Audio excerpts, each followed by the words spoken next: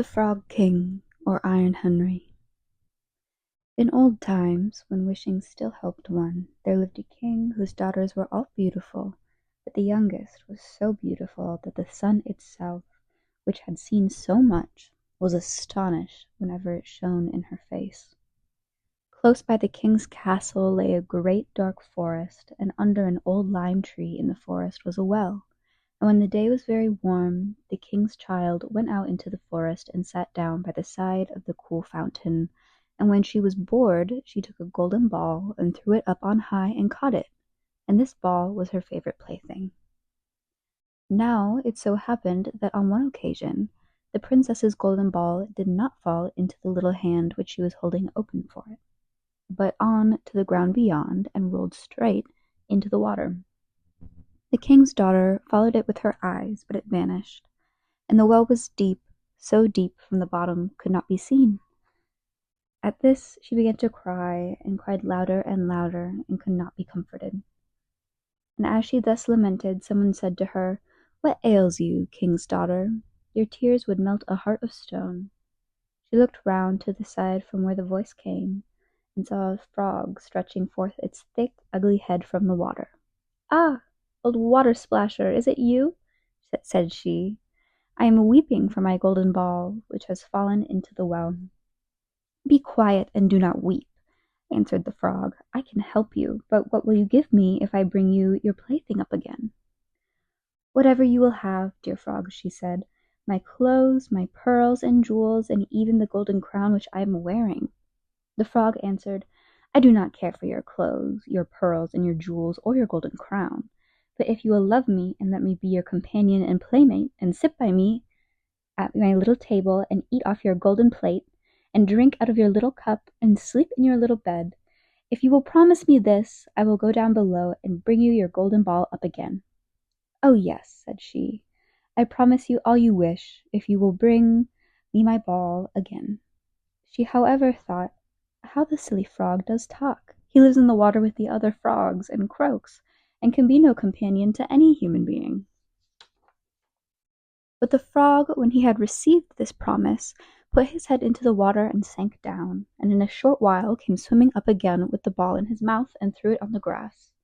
The king's daughter was delighted to see her pretty plaything once more, and picked it up and ran away with it. "Wait, wait," said the frog, "take me with you. I can't run as you can." But what did it avail him to scream his croak, croak after her as loudly as he could?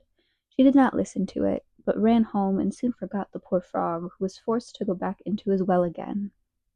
The next day, when she had seated herself at table with the king and all the courtiers, and was eating from her little golden plate, something came creeping, splish splash, up the marble staircase, and when it had gone to the top, it knocked at the door and cried, "Princess, youngest princess, open the door for me." She ran to see who was outside. When she opened the door, there sat the frog in front of it. Then she slammed the door in great haste, sat down to dinner again, and was quite frightened.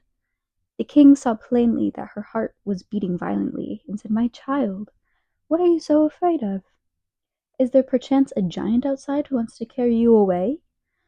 "Ah, no," replied she, "it is no giant, but a disgusting frog." "What does a frog want with you?" "Ah, dear father, yesterday I was in the forest sitting by a well, playing, my golden ball fell into the water. And because I cried so, the frog brought it out again for me, and because he so insisted, I promised him he should be my companion, but I never thought he would be able to come out of his water, and now he is outside there and wants to come in to me. In the meantime, it knocked a second time and cried, 'Princess, young princess, open the door for me. Do you not know what you said to me yesterday by the cool waters of the fountain? Princess, youngest princess, open the door for me.' Then said the king, 'That which you have promised you must perform. Go and let him in.' She went and opened the door, and the frog hopped in and followed her, step by step, to her chair. There he sat and cried, 'Lift me up beside you.' She delayed until at last the king commanded her to do it. When the frog was once on the chair, he wanted to be on the table, and when he was on the table, he said, 'Now push your little golden plate nearer to me, that we may eat together.' She did this, but it was easy to see that she did not do it willingly. The frog enjoyed what he ate, but almost every mouthful she took choked her. At length he said, "I have eaten and am satisfied. Now I am tired. Carry me into your little room and make your little silken bed ready, and we will both lie down and go to sleep." The king's daughter began to cry, for she was afraid of the cold frog which she did not like to touch, and which was now to sleep in her pretty clean little bed.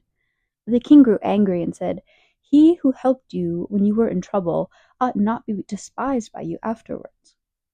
So she took hold of the frog with 2 fingers, carried him upstairs, and put him in a corner. But when she was in bed he crept to her and said, "I am tired. I want to sleep with you as well.